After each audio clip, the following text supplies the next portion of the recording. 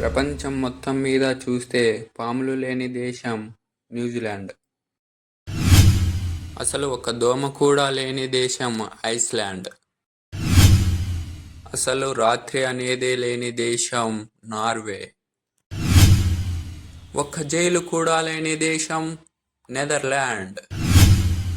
ఇక జాతీయ గీతమే లేని దేశం సైప్రస్.